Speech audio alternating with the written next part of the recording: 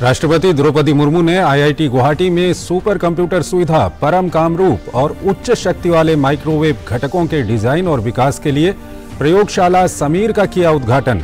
राष्ट्रपति ने धुबरी में मेडिकल कॉलेज अस्पताल और डिब्रूगढ़ और मध्य प्रदेश के जबलपुर में नेशनल इंस्टीट्यूट ऑफ वायरोलॉजी के क्षेत्रीय संस्थानों को भी किया राष्ट्र को समर्पित।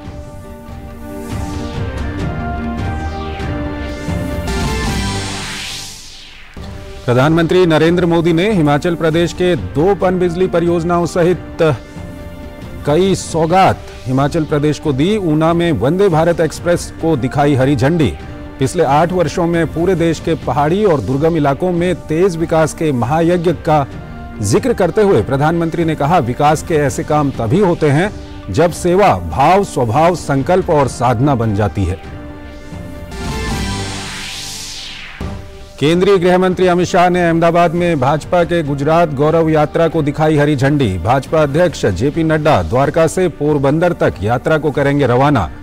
यात्रा का उद्देश्य विधानसभा चुनाव से पहले जनता के साथ संपर्क बनाना।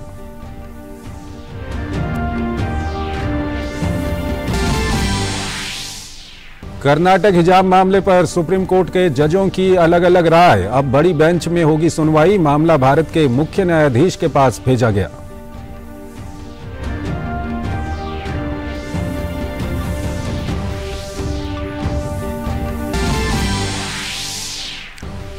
छत्तीसगढ़ में अवैध खनन से जुड़े मनी लॉन्ड्रिंग मामले में गिरफ्तार आईएएस समीर विश्नोई और 2 कोयला व्यापारियों को ईडी ने रायपुर की विशेष कोर्ट में किया पेश। तीनों आरोपियों के लिए मांगी 7 दिनों की ट्रांजिट रिमांड। अवैध खनन मामले में छत्तीसगढ़ में पिछले 3 दिनों से जारी है ईडी की कार्रवाई।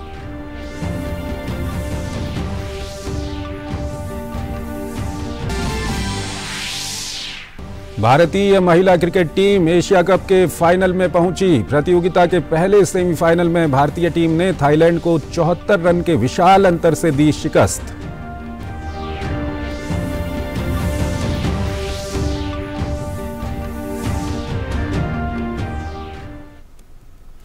नमस्कार, डीडी न्यूज में आपका स्वागत है। मैं हूं चंद्रशेखर जोशी और आइए अब खबरें देखते हैं विस्तार से। प्रधानमंत्री नरेंद्र मोदी ने कहा है कि हिमाचल प्रदेश आज डबल इंजन सरकार की मजबूती को समझ रहा है, जिसने राज्य में प्रगति की रफ्तार दोगुनी कर दी है। चंबा में 2 पनबिजली परियोजनाओं की आधारशिला रखते हुए प्रधानमंत्री ग्राम सड़क योजना की शुरुआत करते हुए पीएम ने कहा कि पिछली सरकारों की तुलना में डबल इंजन की सरकार के कार्य करने का ढंग बिल्कुल अलग है। उन्होंने कहा कि सरकार की प्राथमिकता है कि लोगों को रहने सहने की सुविधाएं उपलब्ध हों। पहाड़ी राज्य हिमाचल प्रदेश के दौरे पर प्रधानमंत्री नरेंद्र मोदी चंबा पहुंचे, जहां उन्होंने विकास की सौगात देते हुए 48 मेगावाट की छंजू पनबिजली परियोजना और 30 मेगावाट की देवथल छंजू पनबिजली परियोजना की आधारशिला रखी। इन दोनों परियोजनाओं से सालाना 270 मिलियन यूनिट बिजली का उत्पादन होगा और इन परियोजनाओं से हिमाचल प्रदेश को लगभग 110 करोड़ रुपए का वार्षिक राजस्व प्राप्त होने की उम्मीद है। चंबा तो देश के उन क्षेत्रों में है जहां जल विद्युत के निर्माण की शुरुआत हुई थी। आज जिन प्रोजेक्ट का शिलान्यास हुआ है, इससे बिजली उत्पादन के क्षेत्र में चंबा की हिमाचल की हिस्सेदारी बढ़ने वाली है। यहां जो बिजली पैदा होगी, इससे चंबा को, हिमाचल को सैकड़ों करोड़ रुपए की कमाई होगी। यहां के नौजवानों को रोजगार के अवसर मिलेंगे। प्रधानमंत्री ने राज्य में लगभग 3125 किलोमीटर सड़कों के उन्नयन के लिए हिमाचल प्रदेश में प्रधानमंत्री ग्राम सड़क योजना तृतीय का भी शुभारंभ किया। इसके लिए राज्य के 15 सीमावर्ती और दूर दराज के ब्लॉकों में 440 किलोमीटर सड़कों के उन्नयन के लिए केंद्र सरकार ने 420 करोड़ रुपए से अधिक स्वीकृत किए हैं।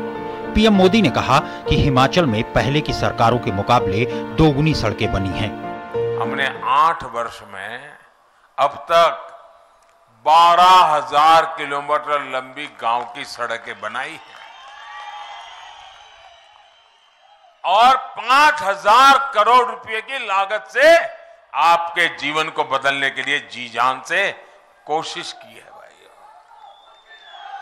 यानी पहले के मुकाबले करीब करीब दोगुनी से ज्यादा सड़कें बनी हैं। पीएम मोदी ने डबल इंजन की सरकार का जिक्र करते हुए कहा कि राज्य में विकास को दोगुनी ताकत के साथ आगे बढ़ाने का काम किया गया है।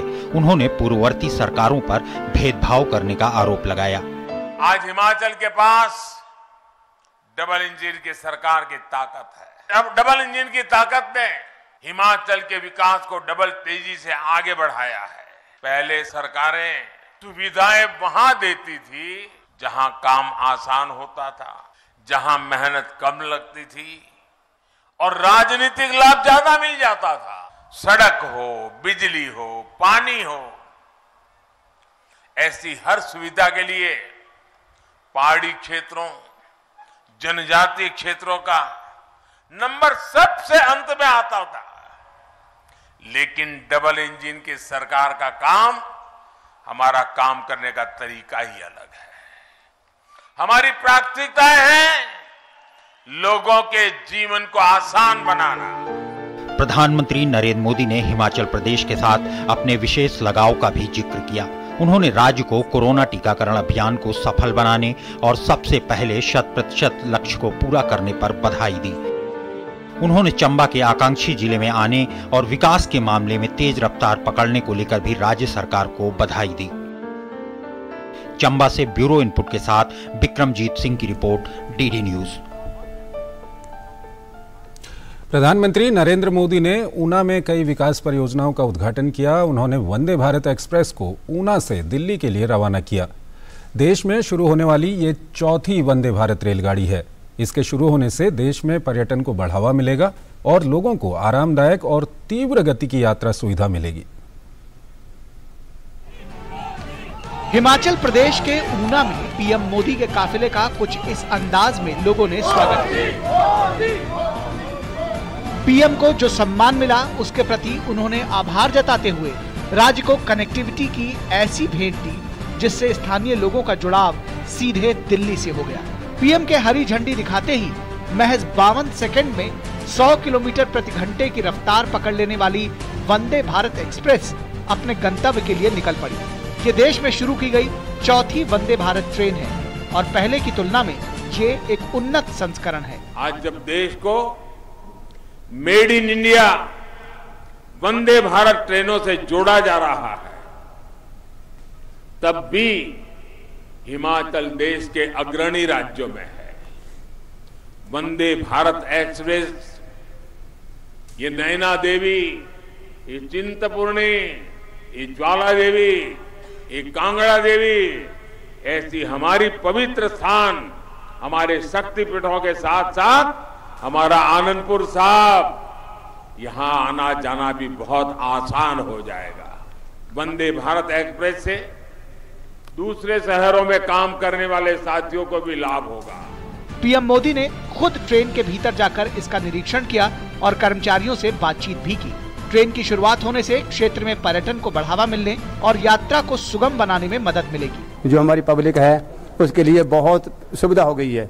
जो मोदी कर रहा है एक नंबर कर रहा है। हिमाचल तो एक नंबर में काम हो रहा है। क्षेत्र की जनता की तरफ से मोदी जी का बहुत बहुत धन्यवाद करता हूं, जिन्होंने इतनी बड़ी उपलब्धि हमारे ऊना के क्षेत्र के लिए दी है। पहले 8 घंटे में पहुंच दिल्ली, अब 4-5 घंटे में पहुंच जाएंगे। जो सरकारें आती थी वो काम बिल्कुल कम करती थी। ऐसे ही कोई बड़े बड़े जो पार्क, बड़ी बड़ी जो चीजें बढ़ रही है ना, पहले कभी नहीं हुआ ऐसा। प्रधानमंत्री ने ऊना जिले के हरोली में बल्क ड्रग पार्क की आधारशिला रखी। पार्क एपीआई आयात पर निर्भरता को कम करने में मदद करेगा। इसमें करीब 10,000 करोड़ रुपए का निवेश आकर्षित होने की उम्मीद है और 20,000 से अधिक लोगों को इससे रोजगार मिलेगा। ये क्षेत्र में आर्थिक गतिविधियों को भी बढ़ावा देगा। इस बल्क ड्रग पार्क पर करीब 2,000 करोड़ रुपए का निवेश कर रही है। हिमाचल जैसे छोटे राज्य में 2,000 करोड़ रुपया एक प्रोजेक्ट के लिए।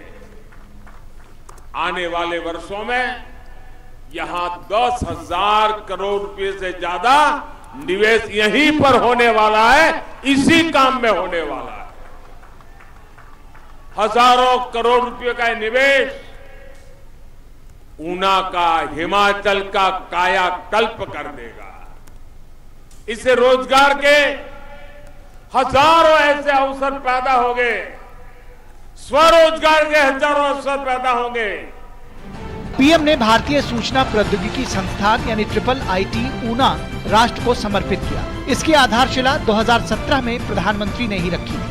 पहले की सरकारों ने इस पर ध्यान इसलिए नहीं दिया क्योंकि वे हिमाचल को सामर्थ्य से नहीं, बल्कि उसकी संसद की सीटें कितनी है उस पर आंका करते थे। इसलिए हिमाचल को IIT के लिए, IIIT के लिए, IIM के लिए, एम्स के लिए डबल इंजन की सरकार का इंतजार करना पड़ा। पीएम मोदी ने कहा कि आज हिमाचल के विकास के लिए अभूतपूर्व काम किए जा रहे हैं। उन्होंने कहा कि आज एक तरफ जहां हिमाचल में दोगुनी गति से ग्रामीण सड़कें बनाई जा रही हैं, वहीं तेजी से ग्राम पंचायतों तक कनेक्टिविटी भी पहुंचाई जा रही है। ऊना से शैलेंद्र मिश्र के साथ ब्यूरो रिपोर्ट, DD न्यूज। राष्ट्रपति द्रौपदी मुर्मू 3 दिन के त्रिपुरा और असम दौरे पर हैं। असम दौरे पर गुवाहाटी पहुंची राष्ट्रपति ने IIT गुवाहाटी में सुपर कंप्यूटर सुविधा, परम कामरूप और उच्च शक्ति वाले माइक्रोवेव घटकों के डिजाइन और विकास के लिए प्रयोगशाला समीर का उद्घाटन किया। इस मौके पर राष्ट्रपति ने धुबरी में मेडिकल कॉलेज अस्पताल और डिब्रूगढ़ और मध्य प्रदेश के जबलपुर में नेशनल इंस्टीट्यूट ऑफ वायरोलॉजी के क्षेत्रीय संस्थानों को भी वर्चुअल तरीके से राष्ट्र को समर्पित किया। राष्ट्रपति ने कहा कि IIT गुवाहाटी में सुपर कंप्यूटर सुविधा आगे आने वाले समय में इससे बहुत लाभ होगा। राष्ट्रपति ने कहा कि इस आधुनिक तकनीक के माध्यम से हमें क्षेत्रीय समस्याओं, प्राकृतिक आपदा और सीमा की सुरक्षा करने में मदद मिलेगी। IIT in the northeastern region, IIT Guwahati must shoulder responsibility to nurture other institutions in the region, work with the state government and the defense forces to strengthen our borders and provide technological solutions to prevent recurrence of natural calamities in the region. राष्ट्रपति ने कहा कि असम में आत्मनिर्भर भारत योजना के सपने को लेकर शिक्षा, आर्थिक स्तर और स्वास्थ्य की सुविधाओं को बेहतर बनाने के लिए कारगर तरीके से काम किया जाए। The institute should encourage innovations, work towards indigenization in cutting-edge technologies, provide skill development avenues, and be a forerunner in making our country Atmanirbhar. I am delighted to have inaugurated facilities which will be instrumental in technological advancement and help meet future requirements of the country in the fields of healthcare, defense, education and other areas. राष्ट्रपति द्रौपदी मुर्मू ने त्रिपुरा में rail संपर्क को बढ़ावा देते हुए 2 ट्रेनों के विस्तार को हरी झंडी दिखाई। अगरतला में राष्ट्रपति ने अगरतला खोंगसोंग जन शताब्दी एक्सप्रेस और अगरतला कोलकाता एक्सप्रेस ट्रेन को हरी झंडी दिखाकर रवाना किया। अगरतला से जिरीबाम के बीच चलने वाली जन शताब्दी एक्सप्रेस ट्रेन को मणिपुर के खोंगसांग तक बढ़ाया गया है। वहीं कोलकाता गुवाहाटी ट्रेन को भी अगरतला तक बढ़ाया गया है। इन नई ट्रेनों से त्रिपुरा का असम, पश्चिम बंगाल और मणिपुर से संपर्क बढ़ गया है और इससे पूर्वोत्तर राज्यों में कनेक्टिविटी के साथ पर्यटन को बढ़ावा मिला। एक छोटा सा ब्रेक लेते हैं यहां पर।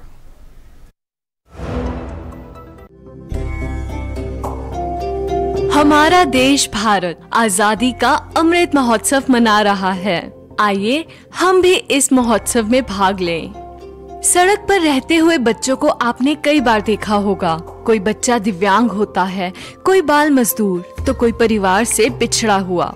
जब भी हम ऐसे किसी बच्चे को सड़क पर देखें, तो ये हम सभी का देश के प्रति कर्तव्य है कि हम NCPCR के सिटीजन पोर्टल पर सूचना दें। मैं एक अध्यापिका हूँ। हमने कोविड-19 जैसी कठिन परिस्थितियों में भी बच्चों तक ऑनलाइन शिक्षा पहुंचाई है, पर सड़क पर रह रहे बच्चे इस शिक्षा से आज भी वंचित हैं। इन बच्चों की मदद हमें व्यक्तिगत क्षमता में करनी चाहिए। अपनी सेवाएं देने के लिए आप NCPCR के बाल स्वराज पोर्टल पर जाकर खुद को व्यक्तिगत सेवाओं के लिए, जैसे शिक्षा देने की सेवा, मेडिकल सेवा, लीगल सेवा आदि प्रदान करने के लिए रजिस्टर करें।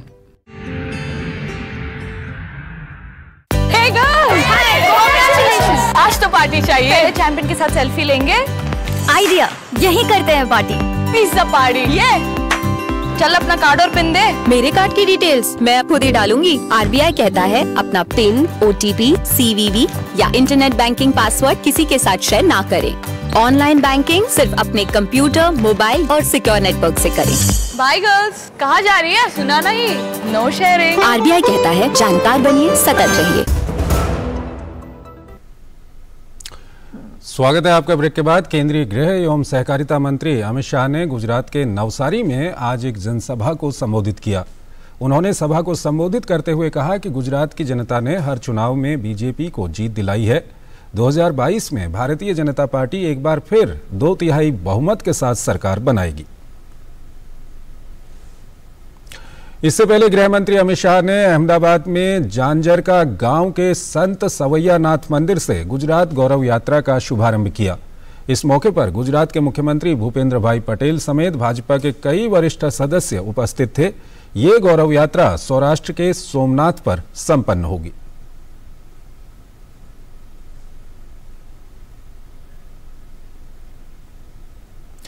कजाकिस्तान में एशिया में बातचीत और विश्वास निर्माण उपाय सम्मेलन CICA में कश्मीर मुद्दा उठाने पर पाकिस्तान को भारत ने जमकर लताड़ लगाई है। राजधानी अस्थाना में चल रहे छठे CICA सम्मेलन में विदेश राज्य मंत्री मीनाक्षी लेखी ने पाकिस्तान को आतंकवाद का वैश्विक केंद्र बताया। उन्होंने अंतर्राष्ट्रीय मंच पर कश्मीर मुद्दे को उठाने के लिए पाकिस्तान की निंदा की और अपने ही क्षेत्रों में अल्पसंख्यकों के उत्पीड़न की ओर ध्यान केंद्रित करने की सलाह दी। It is unfortunate that Pakistan has again chosen the path of reckless use or misuse of Sika platform to propagate false and malicious propaganda against my country and distract from the theme and focus of today's discussions and cooperation amongst member states. The Union territories of Jammu and Kashmir and Ladakh have been and will remain an integral part of India. Pakistan has no locus standi to comment on India's internal affairs. Pakistan's remarks today constitute gross interference in India's internal affairs, sovereignty and territorial integrity, which is inconsistent with the Sika Declaration on the Principles Guiding Relations between Sika Member States of September 1999. Pakistan is the global epicenter of terrorism and continues to be the source of terrorist activities, including in India. UP के मुख्यमंत्री योगी आदित्यनाथ ने बस्ती के बाढ़ प्रभावित इलाकों का आज हवाई सर्वेक्षण किया और बाढ़ पीड़ितों से मिलकर उनका हाल जाना। इस दौरान उन्होंने राहत सामग्री का भी वितरण किया। मुख्यमंत्री योगी आदित्यनाथ बस्ती, संत कबीर नगर और सिद्धार्थनगर जिले में बाढ़ पीड़ितों का हाल जानने पहुंचे। मुख्यमंत्री ने कहा कि सरकार बाढ़ आपदा से हुई क्षति पर मुआवजा देगी। उन्होंने कहा कि बाढ़ के चलते जिन लोगों के मकान क्षतिग्रस्त हुए हैं उन्हें मुख्यमंत्री आवास योजना के तहत मकान या मकान बनवाने के लिए सहायता राशि तत्काल उपलब्ध कराने का निर्देश प्रशासन को दिया गया है। आम आदमी पार्टी के गुजरात प्रदेश के प्रेसिडेंट गोपाल इटालिया को दिल्ली पुलिस ने हिरासत में ले लिया है। दिल्ली पुलिस पूछताछ के लिए गोपाल इटालिया को थाने लेकर गई है। राष्ट्रीय महिला आयोग ने एक वायरल वीडियो पर संज्ञान लेते हुए गोपाल इटालिया को समन जारी कर पूछताछ के लिए बुलाया था। बाद में पुलिस ने उसे छोड़ दिया। कर्नाटक हिजाब मामले में हाईकोर्ट के फैसले के खिलाफ दायर अपीलों पर अब सुप्रीम कोर्ट की बड़ी बेंच सुनवाई करेगी। मामले की सुनवाई करने वाले जस्टिस हेमंत गुप्ता और जस्टिस सुधांशु धूलिया ने एक राय नहीं होने के बाद मामले को अभी की कार्रवाई के लिए चीफ जस्टिस को भेज दिया है। अपने फैसले में जस्टिस हेमंत गुप्ता ने राज्य सरकार के आदेश को सही ठहराया और कर्नाटक हाईकोर्ट के आदेश के खिलाफ दायर सभी अपील खारिज कर दी। जबकि जस्टिस सुधांशु धूलिया ने कहा कि विषय ये नहीं है कि हिजाब इस्लाम का अभिन्न हिस्सा है या नहीं, ये व्यक्तिगत पसंद का मामला है। फैसला लिखते समय बालिका शिक्षा मेरे लिए सबसे बड़ा मुद्दा थी। गौरतलब है कि कर्नाटक हाईकोर्ट ने स्कूलों में कक्षा के भीतर हिजाब के इस्तेमाल पर रोक के राज्य सरकार के फैसले को सही ठहराया था। इस आदेश के खिलाफ कुछ छात्राओं और गैर सरकारी संस्थाओं ने सुप्रीम कोर्ट में अपील दायर की थी। छत्तीसगढ़ में चल रही ईडी की कार्रवाई के बीच आईएएस अफसर और चिप्स यानी कि छत्तीसगढ़ इन्फोटेक प्रमोशन सोसाइटी के सीईओ समीर विश्नोई सहित 3 कोयला व्यापारियों को गिरफ्तार किया गया है। इन सभी का मेकाहारा में मेडिकल कराने के बाद ईडी ने रायपुर की विशेष कोर्ट में इनको पेश किया है। ईडी ने कोर्ट को बताया कि आईएएस समीर विश्नोई के घर से 4 किलो सोना, 20 कैरेट हीरा और 47 लाख रुपये कैश मिले हैं। बरामद किए गए सोने की कीमत 2 करोड़ रुपये से ज्यादा बताई जा रही है। ईडी ने 1 सप्ताह की रिमांड मांगी है। रिमांड मिलने के बाद तीनों को दिल्ली ले जाया जाएगा। ईडी ने तीनों को पूछताछ के लिए बुधवार को बुलाया था। कोयला व्यापारियों में सूर्यकांत तिवारी के चाचा लक्ष्मीकांत तिवारी और सुनील अग्रवाल शामिल हैं। वहीं सूर्यकांत तिवारी फरार उनको बताया जा रहा है। तीनों की गिरफ्तारी मनी लॉन्ड्रिंग केस में की गई है। इस बीच रायगढ़ कलेक्टर रानू साहू लौट आई हैं। ईडी उनसे और उनके पति व माइनिंग डायरेक्टर जेपी मौर्य से पूछताछ कर रही है। छत्तीसगढ़ के कई शहरों में मंगलवार तड़के से ही ईडी की कार्रवाई जारी है। कहा जा रहा है कि सीआरपीएफ के करीब 200 जवान और छत्तीसगढ़ पहुंच गए हैं। रायपुर के अलावा रायगढ़, बिलासपुर, कोरबा में भी कार्रवाई जारी है। ईडी के टारगेट में कोयला और रेत का कारोबार करने वाले लोग ज्यादा हैं। विशेष पीएमएल कोर्ट ने तृणमूल कांग्रेस के विधायक और पश्चिम बंगाल प्राथमिक शिक्षा बोर्ड के पूर्व अध्यक्ष माणिक भट्टाचार्य को 25 अक्टूबर तक प्रवर्तन निदेशालय की हिरासत में भेज दिया। माणिक भट्टाचार्य को शिक्षक भर्ती घोटाले के मामले में प्रवर्तन निदेशालय ने गिरफ्तार किया था। इसी साल जून में कोलकाता हाई कोर्ट के आदेश पर उन्हें पद से हटाया गया था।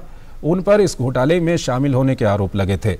माणिक भट्टाचार्य टीएमसी के दूसरे विधायक हैं जिन्हें ईडी ने इस मामले में अरेस्ट किया है। इससे पहले पार्थ चटर्जी को जुलाई में गिरफ्तार किया गया था। भारतीय रेल के लिए आज का दिन बेहद सुनहरा दिन है। सुबह जिस वंदे भारत ट्रेन को हरी झंडी दिखाकर प्रधानमंत्री नरेंद्र मोदी ने हिमाचल प्रदेश के ऊना जिले से रवाना किया था, वो ट्रेन नई दिल्ली रेलवे स्टेशन पर पहुंची। ये ट्रेन जब नई दिल्ली रेलवे स्टेशन पहुंची तो हिमाचल प्रदेश के निवासियों ने प्रधानमंत्री को धन्यवाद किया और मुसाफिरों के स्वागत के लिए एक समारोह का आयोजन किया गया।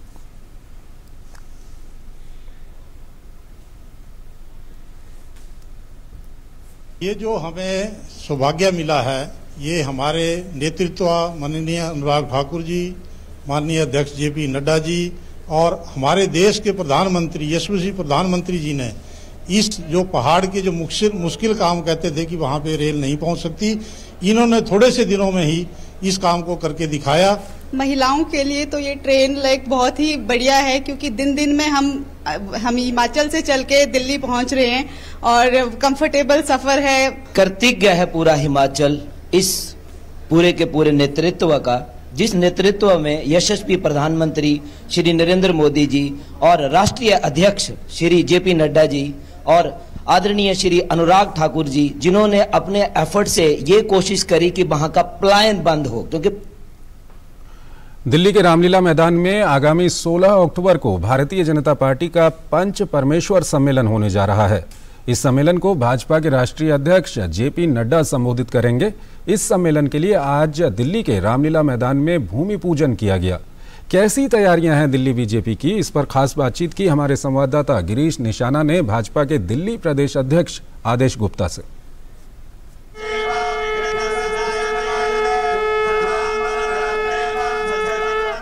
16 अक्टूबर को होने वाले पंच परमेश्वर सम्मेलन की तैयारियां लगभग पूरी हो चुकी हैं। रामलीला मैदान में भूमि पूजन किया गया। 16 अक्टूबर को भारतीय जनता पार्टी के पंच परमेश्वर कार्यकर्ताओं का सम्मेलन होगा, 1 लाख कार्यकर्ताओं का।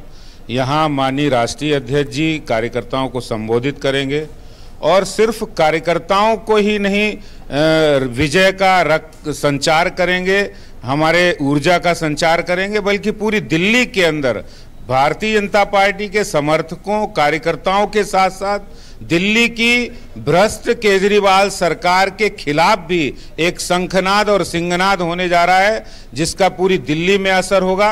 माननीय राष्ट्रीय अध्यक्ष जी पहली बार इतने बड़े संगठन के कार्यकर्ता सम्मेलन में आ रहे हैं, उनका बहुत ही जोरदार तरीके से भव्य स्वागत भी किया जाएगा और पूरी दिल्ली के हर बूथ से हर इलाके के भारतीय जनता पार्टी के कार्यकर्ता यहां उपस्थित होंगे। कुल कितने कार्यकर्ता इस सम्मेलन में हिस्सा ले रहे हैं और पंच परमेश्वर नाम क्यों दिया गया? हर बूथ से 5 कार्यकर्ता, हमारे सीनियर कार्यकर्ता, युवा कार्यकर्ता, महिला कार्यकर्ता और इसके साथ ही साथ जो पार्टी में अभी पदाधिकारी हैं नहीं है सभी कार्यकर्ता और इसके साथ साथ पूरी दिल्ली से लगभग 1 लाख कार्यकर्ता यहां उपस्थित होंगे और यहां से विजय का सिंखनाद। दिल्ली भाजपा के इस पंच परमेश्वर सम्मेलन में करीब 1 लाख कार्यकर्ता हिस्सा लेंगे, जिसके लिए दिल्ली भाजपा ने पूरी तरह से तैयारियां कर ली हैं। कैमरामैन विनय तिवारी के साथ गिरीश निशाना, डीडी न्यूज दिल्ली। त्याग, प्रेम और समर्पण का पावन पर्व करवा चौथ पूरे देश में आज श्रद्धा उल्लास के साथ मनाया जा रहा है। कार्तिक माह की कृष्ण पक्ष की चतुर्थी तिथि को करवा चौथ का व्रत रखा जाता है। महिलाएं इस व्रत को पति की लंबी आयु, अच्छे स्वास्थ्य व सुखी वैवाहिक जीवन की कामना के लिए रखती हैं। ये व्रत निर्जला रखा जाता है। शाम को चंद्र दर्शन के बाद शिव माता पार्वती की विधिवत पूजा अर्चना के बाद जल ग्रहण करने की परंपरा है। भारतीय महिला क्रिकेट टीम एशिया कप के फाइनल में पहुंच गई है। प्रतियोगिता के पहले सेमीफाइनल में भारतीय टीम ने थाईलैंड को 74 रन के विशाल अंतर से शिकस्त दी। पहले बल्लेबाजी करते हुए भारत ने थाईलैंड के सामने जीत के लिए 149 रन का लक्ष्य रखा है। जवाब में थाईलैंड की टीम 20 ओवर में 9 विकेट पर 74 रन ही बना सकी। भारत की तरफ से दीप्ति शर्मा ने 3 और राजेश्वरी गायकवाड़ ने 2 विकेट लिए। इससे पहले भारत ने निर्धारित 20 ओवर में 6 विकेट पर 148 रन बनाए। टीम के लिए सलामी बल्लेबाज शेफाली वर्मा ने सबसे अधिक 42 रन बनाए। वहीं कप्तान हरमनप्रीत कौर ने 36 और जेमिमा रोड्रिगेज ने 27 रन का योगदान दिया। तो इस बुलेटिन में फिलहाल इतना ही। आप बने रहिए डीडी न्यूज के साथ। नमस्कार।